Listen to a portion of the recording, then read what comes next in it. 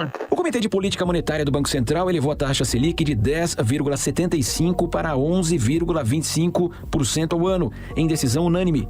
É a maior alta dos juros básicos desde maio de 2022. Entidades que representam o setor empresarial criticaram a elevação da taxa de juros no Brasil. Na avaliação dessas entidades, o atual patamar ameaça a recuperação da economia. Marcelo... Cada vez que sobe a taxa de juros, aumenta a inadimplência. O Índice Nacional de Preços ao Consumidor Amplo, IPCA, que mede a inflação oficial do Brasil, subiu 0,56% agora no mês de outubro, tema para análise.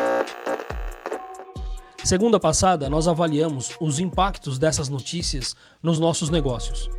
E baseado nesses desafios, nós avaliamos a contratação de um profissional especializado para resolver essa questão e também estudamos a possibilidade de colocar uma automação robotizada, um funcionário digital para essas questões.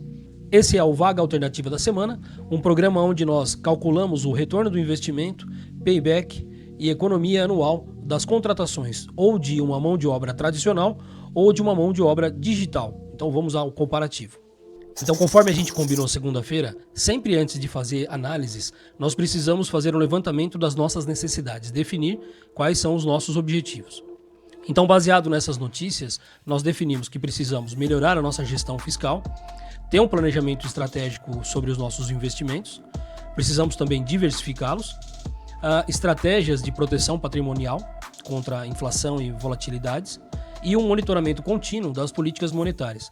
E vimos também algumas vagas, então nós vamos analisar uma vaga de contratação tradicional e uma vaga de contratação digital e fazer um comparativo entre elas. Então, para essa vaga, nosso amigo, o empresário, oferece R$13 mil de salário bruto mensal para uma experiência em apoio técnico e gerenciamento de portfólio. E também não só o gerenciamento, mas a construção e alocação de ativos. Então, esse candidato também precisa ter um MBA em mercado de capitais e algumas outras certificações.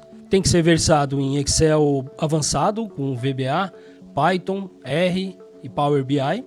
Obviamente, uma fluência em um bom nível de comunicação e escrita em inglês. E a experiência em análise de monitoramentos de fundos internacionais. E bem como um conhecimento avançado da dinâmica da classe de ativos disponíveis no mercado de capitais brasileiros. Então também ele tem que ter habilidade de construção de agrupamentos e estratégias de fundos de investimento. Conduzir estudos que embasem as decisões de manutenção, diminuição ou aumento da exposição do portfólio. Montagem de relatórios gerenciais para a gerência. Acompanhamento das simulações de resultados futuros. Acompanhamento de solvência e liquidez, capacidade de interpretar modelos estatísticos que possam estimar e explicar comportamentos futuros da performance e a volatilidade dos fundos de investimento. Então aqui nós temos o salário de 13 mil. Não vamos incluir no nosso cálculo, vamos deixar só esse salário bruto aqui. Não vamos incluir no cálculo benefícios como Vale Transporte, VR, esse VR aqui de R$ 1.300, o Vale Alimentação de 500, nem as despesas complementares. Vamos deixar. Então vamos arredondar e vamos fazer o cálculo sobre R$14 mil. Então, usando o salário de 14 mil como referência e aplicando os 29% de encargos entre 13º, férias, fundo de garantia e INSS, soma uma monta mensal de 19.900 por mês. Vamos arredondar a 20 mil. Se a gente multiplicar por 12, dá quase R$240 mil por ano. Mas isso a gente não considera as despesas extras, né, como vale transporte, vale refeição, plano saúde, uniformes, hora extra, treinamentos, a incidência ou não de insalubridade, periculosidade e uma série de outros benefícios que nós precisamos ter para reter esse tipo de funcionário na nossa empresa, reter esse talento. Então, além desse salário, nós precisamos oferecer uma série de benefícios para manter ele dentro do nosso score, dentro da nossa equipe. Sempre é importante a gente avaliar o retorno sobre o investimento nas contratações. Então, olhando para essa vaga, a forma mais correta de se calcular esse retorno é o benefício que a mão de obra vai trazer, menos, né, obviamente, o custo total da mão de obra, dividido pelo custo da mão de obra. Isso aí você multiplica por 100 e vai dar um percentual. Mas sempre é importante, para identificar, né, esse objetivo financeiro, é importante avaliar. Então, no exemplo de vendas, quais são as vendas diretas realizadas, ou a redução de custos que esse funcionário ajudou a implementar, ou as melhorias no processo que aumentaram a eficiência do negócio. Porém, em funções indiretas, administrativas, de suporte, isso fica mais difícil de calcular. Então sempre é importante você tentar atribuir um valor de cálculo, um valor de quanto vale esse trabalho, né, como base dessa métrica. Então, para você ter como referência, um ROI ideal ele tem que variar entre 25% a 35%. Lembrando daquela nossa matemática, o custo dividido pelo retorno, né, que o funcionário pode trazer, ele tem que ficar entre essa marca. Tendo em vista essa dificuldade de fazer essa análise de performance, o importante é você avaliar o ROI do funcionário tentando identificar quais são os colaboradores que trazem mais retorno para a empresa. Então, é quantificar cada um e tentar identificar qual é o que está trazendo mais retorno e o que está menos retorno. Um índice importante de ser avaliado, principalmente nas funções que são mais difíceis de quantificar. Isso vai ajudar no planejamento das contratações e você fazer um comparativo também importante desse mesmo indicador na contratação antes e depois de treinamentos. Isso ajuda você a ter uma elasticidade de análise muito importante. E como a gente disse anteriormente, o importante é sempre também ter em conta o tempo que você demora para contratar. Não o tempo que você demora, mas o processo de contratação, né? Existem números aí que indicam que varia de 30 a 60 dias. Então isso é importante também na decisão do seu retorno sobre investimento, que geralmente a gente faz esse cálculo anual. Então se demora muito, tem que compor isso aí dentro do fluxo. Tá fazendo sentido para você até aqui? Então vamos seguir com a comparação dessa contratação tradicional e agora vamos fazer a análise da contratação de um funcionário digital. Se você não assistiu o vídeo de segunda-feira, tá aqui o card, né? Aqui em cima tá o card, para você assistir o vídeo de segunda-feira, onde a gente explica bem detalhado essa diferença de funcionário tradicional para um funcionário digital. Mas para quem não assistiu, eu vou fazer um breve relato. Inteligência artificial nada mais é do que um outro sistema que a gente tem que aprender para otimizar o nosso trabalho. Se você recordar, o pacote Office era um absurdo, né? Mexer no Excel, montar apresentação, planilhas, PowerPoint, Word, tudo era um dilema. E depois a gente introduziu, né? Desde 98 eu implanto ERP, CRM, BI, e também tudo isso era muito complexo. Mas agora, com as tecnologias no-code e low-code, que já existem desde 2011, tudo isso ficou muito mais fácil. Só que com o advento agora em 2022 com as LLMs, né, a inteligência artificial, conforme o pessoal está divulgando aí, que já existe também há muito tempo. Eu, por exemplo, já coloquei, a gente trabalhava com implantação de inteligência artificial desde 2017 em escritórios advocatícios. Então, nada mais é do que um novo sistema, um outro sistema. Não vai roubar trabalho de ninguém, não vai substituir pessoas. Pessoas que não sabem usar inteligência artificial podem ser prejudicadas nesse processo.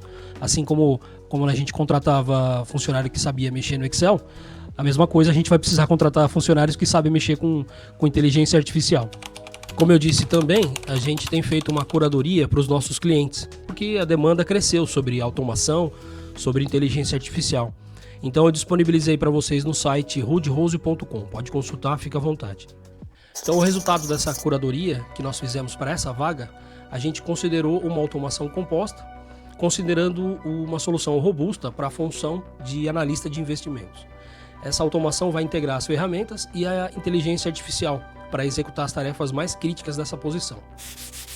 Então, para essa tarefa, a automação vai analisar continuamente o portfólio de investimentos e identificar a performance de cada ativo.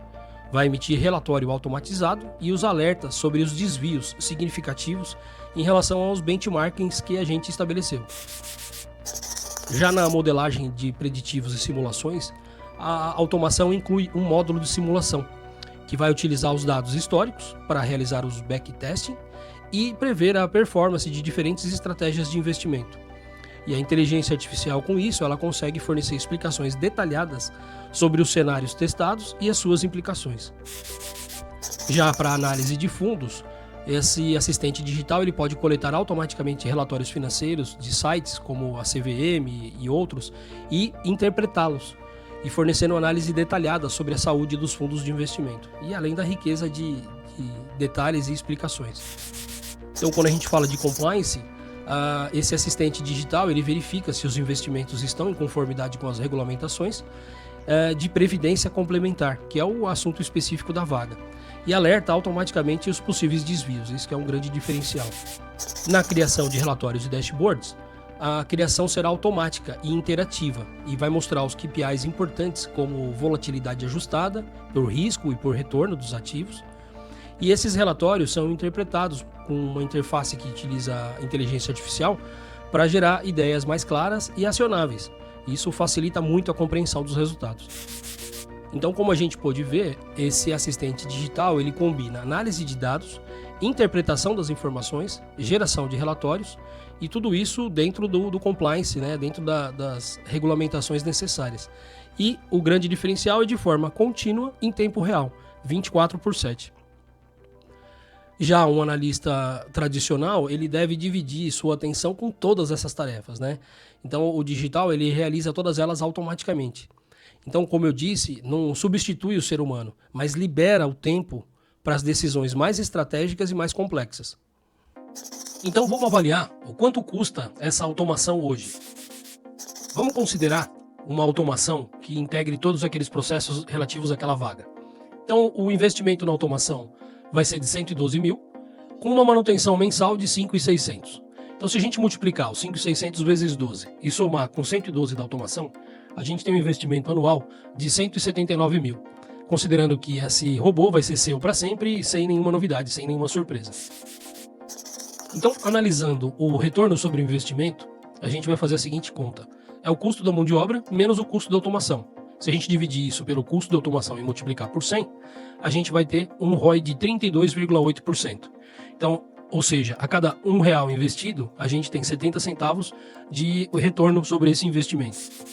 Se a gente for considerar também o prazo de retorno, ou seja, o payback, o tempo de retorno desse investimento, a gente pega o custo da automação dividido pelo custo da mão de obra e a gente tem então 179 dividido por 238, que era o custo da nossa mão de obra anual, e a gente tem uma taxa de retorno de 8 meses, ou seja, dentro do primeiro ano você já encontra o retorno do seu investimento.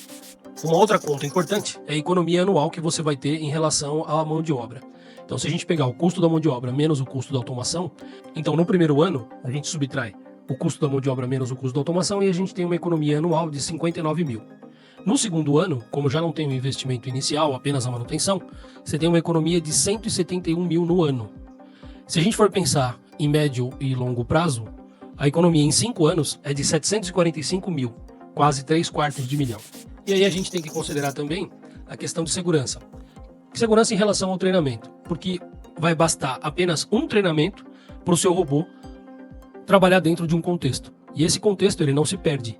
Então, apenas, claro, se você mudar o contexto. Se não for o caso, ele sempre vai ficar trabalhando dentro daquele treinamento que foi previsto. Redução de erros. Impacto financeiro de erros humanos, atrasos ou retrabalhos. Então, não acontece, porque com aquele treinamento, com aquela automação, você evita todos esses erros. Aumento de experiência do cliente. Nível de satisfação, perda de clientes, aumento de vendas e inclusive a retenção de novos clientes.